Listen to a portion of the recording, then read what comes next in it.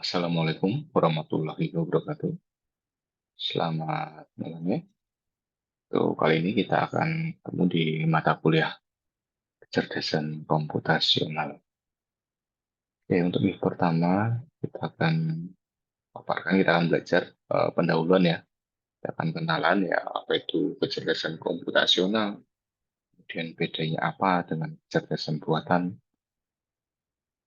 Kita mulai saja ya.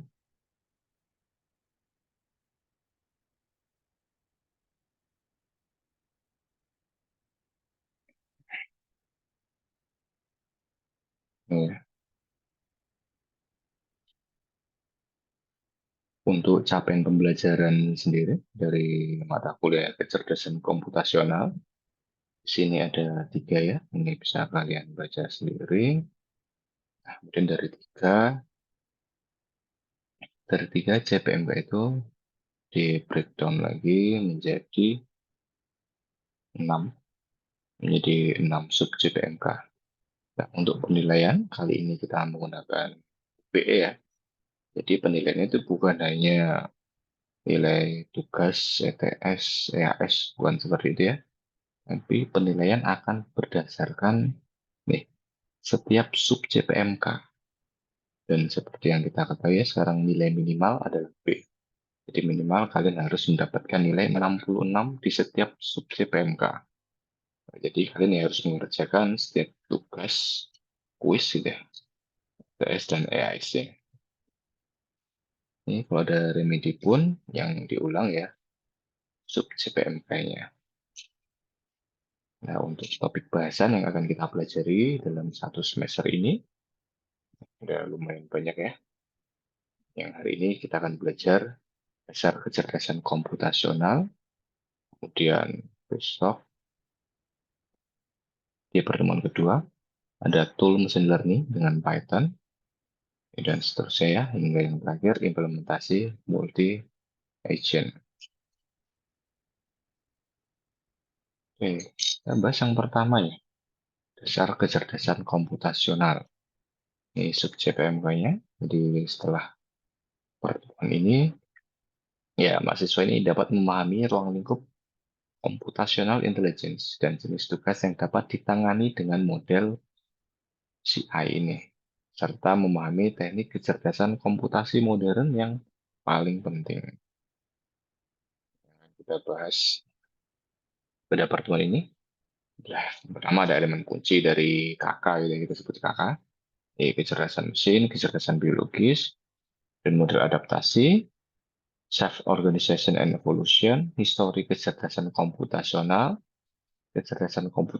sebagai adaptasi dan self-organization, dan yang terakhir ada kemampuan generalisasi. Nah, sebelum kita sebagai jauh ya, jadi kita tuh harus paham dulu apa sih sebenarnya kecerdasan komputasional. Nah, di sini ada beberapa definisi ya. Di sini yang kita ambil itu kecerdasan komputasional adalah teori, desain, aplikasi, dan pengembangan paradigma komputasi yang dimotivasi secara biologis dan linguistik. Kecerdasan komputasional terdiri dari adaptasi praktis dan konsep pengorganisasian diri, paradigma algoritma, dan implementasi yang memungkinkan atau memfasilitasi tindakan yang tepat atau perilaku cerdas di lingkungan yang kompleks dan berubah. Ada tiga pilar utama dalam CI. Yang pertama ada neural networks, ada fuzzy system, dan evolutionary computation. Kita harus paham ya, jaringan saraf itu apa sih? Ini berdasarkan biologi ya, tentang makhluk hidup. Sini disebut neuron, ini merupakan sel saraf, terdiri dari dendrit, badan, dan akson, di mana sinyal ini mengalir melalui sinapsis. Beberapa perbedaan antara neuron biologis dan buatan. Ada tanda bobot ya, sinyal AC di neuron, DC di PE atau processing element. Kemudian banyak jenis neuron dalam suatu sistem, biasanya hanya beberapa, paling banyak di jaringan saraf. Waktu siklus dasar, PC ini hingga 100 nanosecond ya, lebih cepat dari otak. yang kecepatannya 10 hingga 100 milisecond. Kemudian evolutionary computation, ini ikatan dalam genetika ya, ini cabang biologi yang berhubungan dengan hereditas dan variasi organisme. Kromosom sendiri ini merupakan struktur dalam badan sel yang mengirimkan informasi genetik. Nah, sini manusia ini memiliki 46 kromosom dalam 23 pasang. Pola individu dalam EC ini sesuai dengan kromosom dalam sistem biologis. Genotype secara lengkap menentukan suatu organisme. Di isi atau evolutionary computation, struktur ini menentukan sistem. Di sebagian besar alat EC, satu string menentukan struktur, sehingga struktur dapat dipertukarkan dengan kromosom. Ini yang disebut solusi. Nah, perbedaannya apa antara kromosom EC dengan biological kromosom? Ya, kromosom buatan ini panjangnya sama ya. Biologis ini ada DNA, EC ini berupa bit atau bilangan real. Dalam reproduksi, sel biologis membelah, sedangkan EC ini menyalin sintesis kromosom baru. Ini 50% dari setiap orang tua biologis, berapapun persentase dari orang tua EC. Mutasi tidak intrinsik pada sistem biologis seperti pada EC. Dan masuk ke fasiologi. Fasiologi ini analog dengan ketidakpastian dalam pengalaman manusia. Misal contohnya, di sini hentikan mobil segera. Di sini kan segera itu tidak pasti ya. Segera itu seberapa cepat? Apakah setengah detik itu bisa disebut segera? 1 menit juga bisa disebut segera, 15 menit juga bisa disebut segera. Jadi, fasi ini tentang ketidakpastian. FL ini dengan demikian tercermin pada tingkat perilaku organisme. Fasines tidak diselesaikan dengan pengamatan atau pengukuran. Nah, kita lihat diagram Venn di sini ya. Bila kita lihat di sini, kecerdasan komputasional ini bukan subset dari kecerdasan artifisial, tapi hanya ada tumpang tindih antara kecerdasan komputasional dengan kecerdasan artifisial.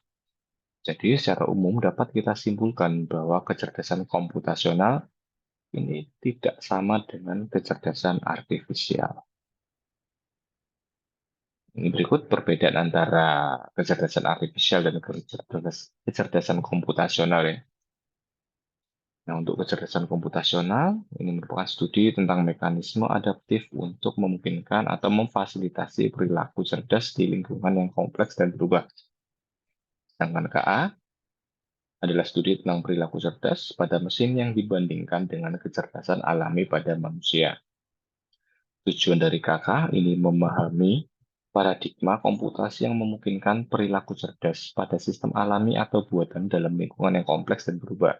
Dengan tujuan dari KA adalah menciptakan mesin cerdas yang dapat berperilaku cerdas dan dapat berpikir serta belajar seperti manusia. KK ini berkaitan dengan teknik soft computing, sedangkan KA berkaitan dengan teknik hard computing. KK ini mengikuti logika fasi, sedangkan KA ini mengikuti logika biner. KK ini modelnya diilhami oleh alam, sedangkan KA ini berdasarkan pada model matematika. Untuk KK, hasilnya berupa probabilistik, sedangkan KA hasilnya berupa deterministik. Sejarah KK ya, pada tahun 92 ini penggunaan pertama istilah KK oleh James Bestek ya. Dan pada tahun 94, Kongres Dunia IEEE pertama tentang kecerdasan komputasional di Orlando. Kemudian pada tahun 98, teks kecerdasan komputasi pertama ini telah diterbitkan.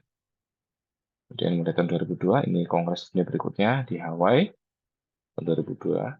Kemudian Vancouver 2006, Hong Kong 2008, dan seterusnya.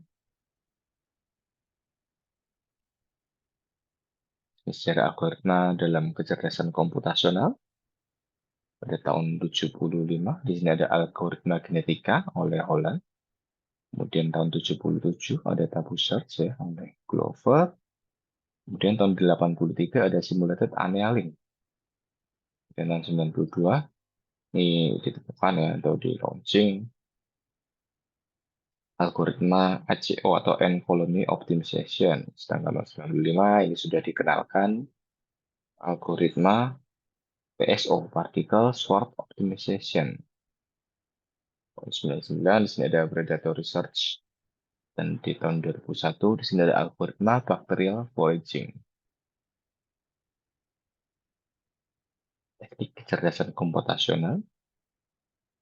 Di sini secara garis besar dibagi 4 ya. Ada fuzzy set, ada ANN, ada EC, ada swarm intelligence, dan yang terakhir ada artificial immune system. Untuk fuzzy set sendiri, di sini ada fuzzy logic, fuzzy number, fuzzy linguistic modeling. Kemudian untuk ANN ada BPNN ya, atau back propagation NN, ada SOM atau self-organizing maps, kemudian ada Hopfield neural network, dan ada feed-forward networks. Dengan EC, sini ada 3 ya. Ada genetic algorithms, ada evolutionary programming, dan ada evolutionary strategies. Dan di swarm intelligence, ada 4, ada particle swarm optimization, ada N colony, dan ada B colony. Nah, tipe aplikasi kecerdasan komputasional. Sini ada prediksi, klasifikasi, dan pengelompokan. Untuk prediksi misalnya indeks saham, cuaca, penjualan, dan lain-lain ya. Kemudian klasifikasi, ini biasanya untuk pengenalan, bisa pengenalan suara, pengenalan wajah, sidik jari, penyakit, atau yang lain. Kemudian pengelompokan, ini bisa clustering dokumen, dan segmentasi gambar dan data dari media sosial. Area aplikasi NN ya. Nah, di sini untuk NN dia digunakan untuk klasifikasi atau prediksi. Kemudian ada associative memory, clustering or kompresi, simulation or composition, dan control system. Sedangkan untuk EC biasanya digunakan untuk optimisasi, klasifikasi, dan konfigurasi. Untuk fuzzy logic digunakan untuk control system, bisa dari kendaraan dan peralatan rumah tangga ya. Fuzzy logic ini juga digunakan untuk expert system. Ini kita bandingkan di sini adaptasi versus learning ya. Adaptasi ini merupakan tindakan atau proses mengadaptasi. Dan penyesuaian dengan kondisi lingkungan sebagai yang A, ini ya, penyesuaian organ indera terhadap intensitas atau kualitas rangsangan. Kemudian modifikasi organisme atau bagian-bagian yang membuatnya lebih cocok untuk eksis di bawah kondisi lingkungan. Ya.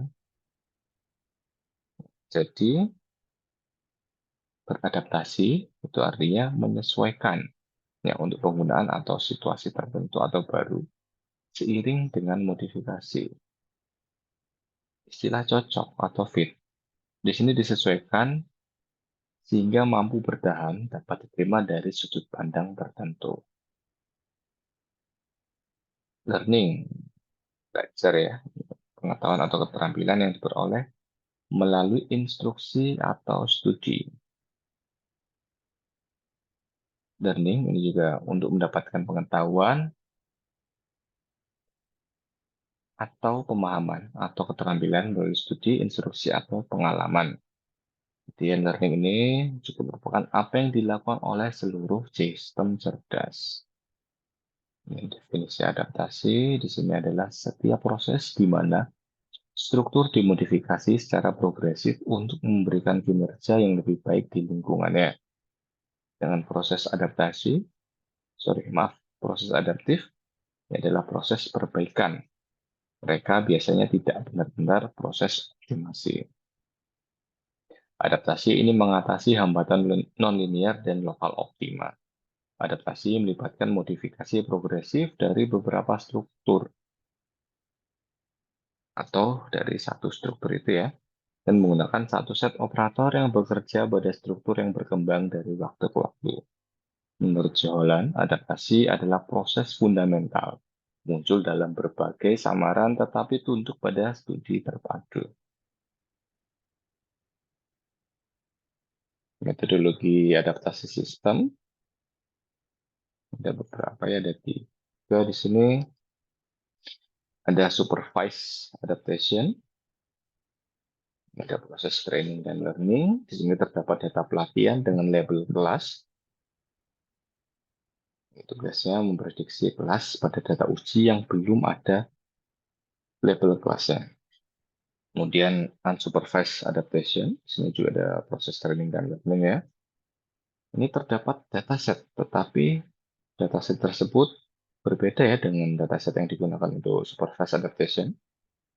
Kalau yang unsupervised ini tidak terawasi ya, ini berarti datasetnya tidak ada label, jadi tidak ditandai data ini kelasnya apa, data yang satunya kelasnya apa, itu tidak ada. Artinya sekumpulan data saja tanpa label kelas. Nah, tugasnya yaitu mengelompokkan data menjadi beberapa klaster berdasarkan kedekatan data. Ada reinforcement adaptation, ini terdapat pasangan state dan aksi. Digunakan untuk memprediksi aksi terbaik berdasarkan reward tertinggi. Yang pertama ya, supervised adaptation, ini proses menyesuaikan suatu sistem sehingga menghasilkan keluaran tertentu sebagai tanggapan atas masukan tertentu. Diawasi di sini, ini artinya bahwa output ini sudah diketahui ya untuk semua input, dan algoritma pelatihan sistem ini menggunakan kesalahan untuk memandu pelatihan. Dalam supervised learning, sistem ini disajikan dengan data yang diberi label. Ini berarti bahwa setiap data ditandai dengan label yang benar.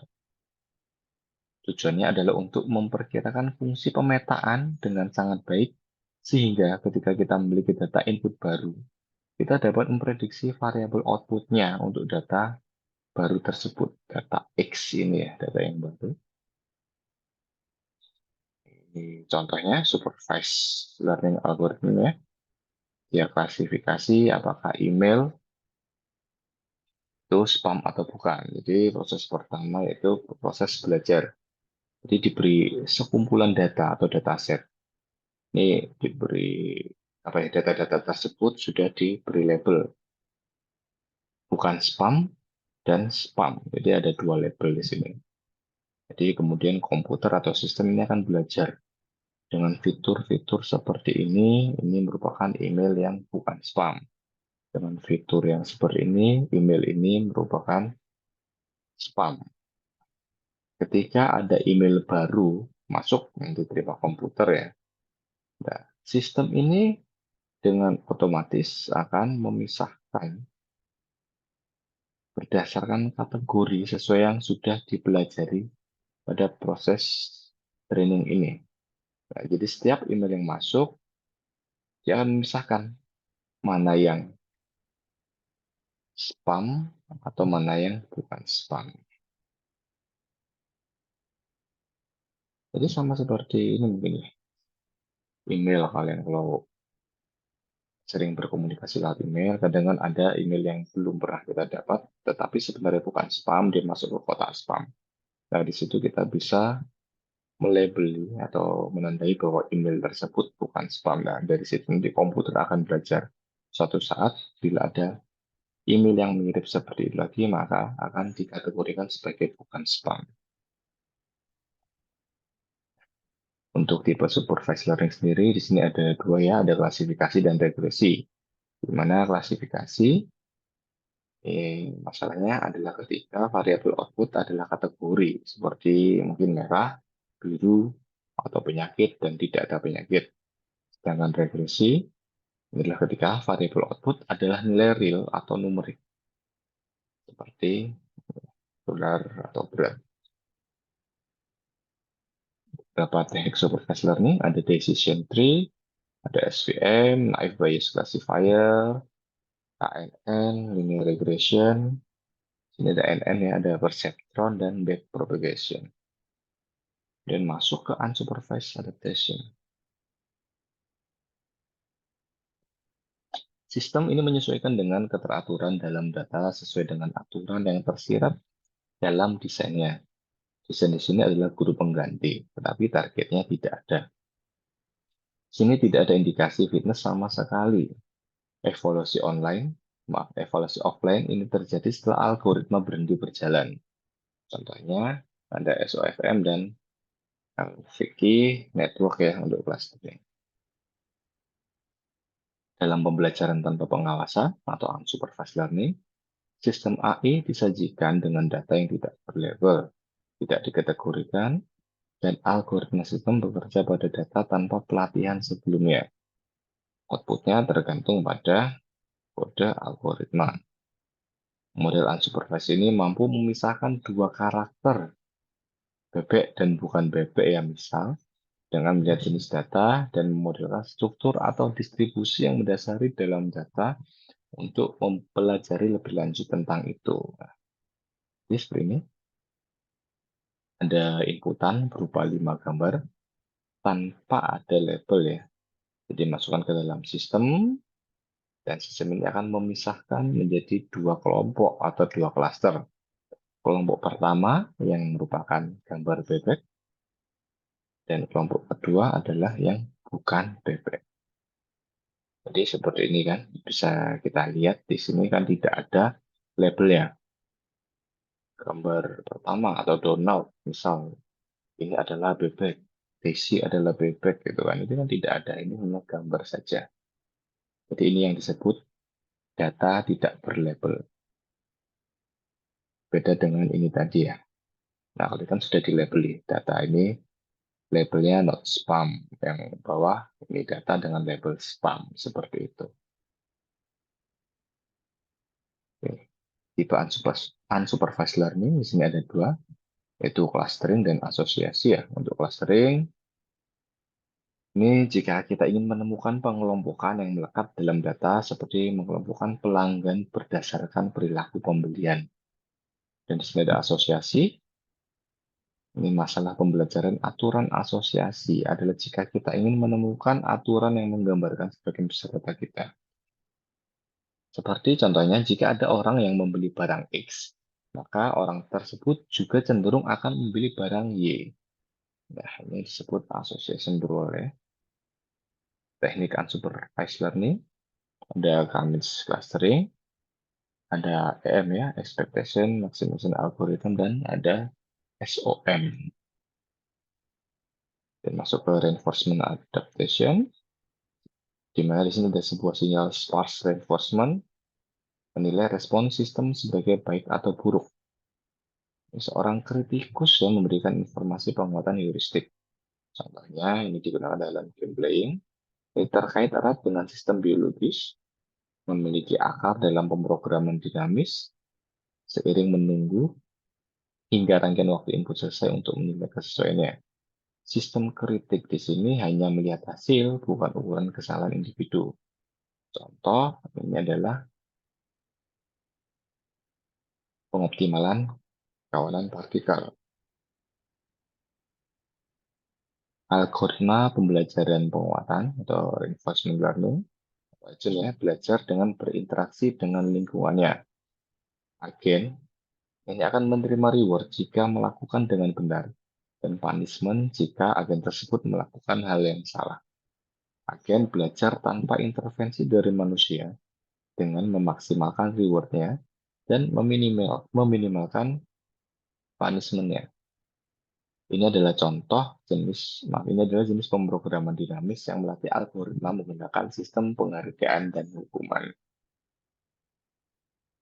Contohnya ya, gambar ini seperti ini. Bisa kita lihat ilustrasi di gambar sebelah kiri ya. Ini ada satu agen ya, dia diberikan opsi yaitu berupa dua jalur, yaitu jalur yang mengarah ke air atau jalur yang mengarah ke api. Di sini algoritma penguatan bekerja pada sistem reward, yaitu jika agen menggunakan jalur api, maka hadiah atau poinnya dia akan dikurangi dan agen mencoba untuk belajar bahwa tindakan tersebut ya, bahwa jalur itu jangan dipilih.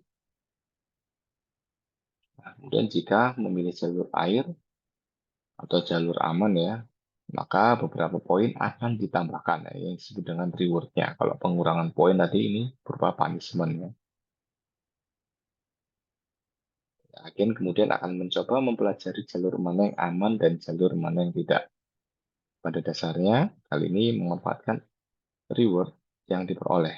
Agen meningkatkan pengetahuan lingkungannya untuk memilih tindakan selanjutnya.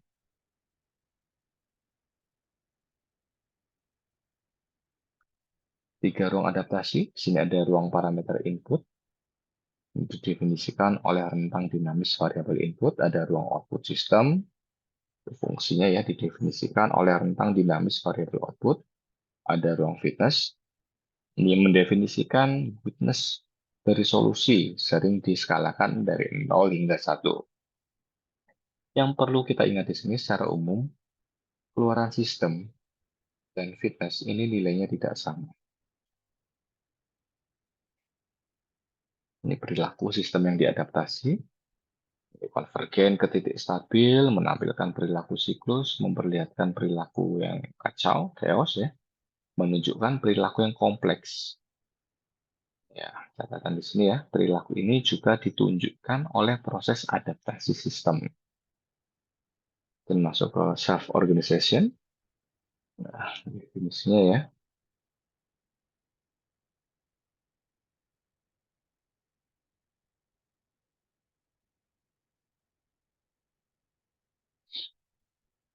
ini definisi tampaknya ini pesanan spontan, usaha tak henti-hentinya untuk mengatur diri sendiri ke dalam struktur yang lebih kompleks, bahkan dalam menghadapi gaya pembubaran yang tak henti-hentinya dijelaskan oleh hukum kedua termodinamika. Keadaan sistem secara keseluruhan adalah properti yang muncul dari sistem. Komponen sistem yang saling berhubungan menjadi terorganisir dengan cara yang produktif atau bermakna berdasarkan informasi lokal. Sistem yang kompleks dapat mengatur diri sendiri. Proses pengaturan diri ini bekerja di dekat edge of chaos. Definisi dari Bonabeu tentang pengorganisasian diri ya. Ini merupakan seperangkat mekanisme dinamis di mana struktur muncul pada tingkat global suatu sistem dari interaksi di antara komponen-komponen tingkat bawahnya. Aturan yang menentukan interaksi di antara unit ini konstituen sistem dijalankan berdasarkan informasi lokal murni tanpa mengacu pada pola global yang merupakan properti sistem yang muncul daripada properti yang dipaksakan pada sistem oleh pengaruh pemesanan eksternal. Contohnya ini pembentukan kristal es ya, kristal garam, ada atomata seluler.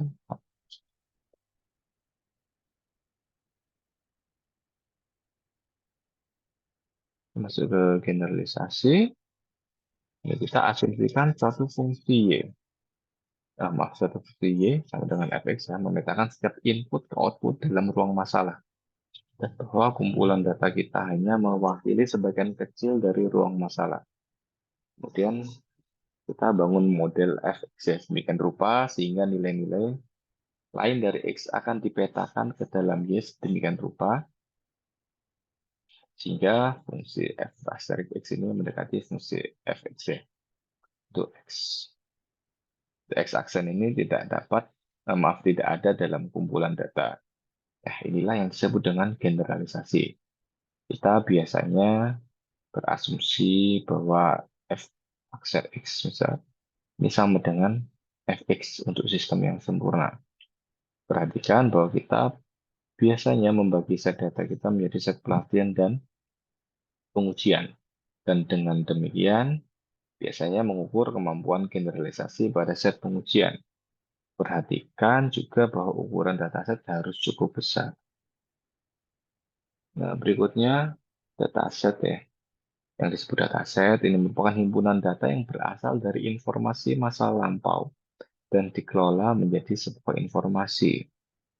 Ini contoh yang sering digunakan adalah dataset iris. Di sini ada 3 kelas, ada versi color, ada setosa, dan virginica. Nah, di sini di dalam Dataset Iris ini kan ada 3 kelas ya. Nah, sedangkan fiturnya ada 4, yaitu panjang sepal, lebar sepal, panjang petal, dan lebar petal. Seperti ini isi dari dataset Iris. Sumber dataset ya, ya bisa kita dapatkan di Google, kemudian dari UCI, IEEE.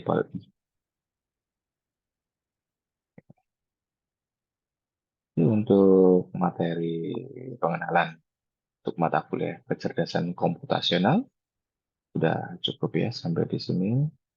Bila ada pertanyaan bisa kita diskusikan di kelas ataupun di Elitak ya. Mungkin juga bisa di kolom komentar. Terima kasih atas perhatiannya. Selamat malam. Wassalamualaikum warahmatullahi wabarakatuh.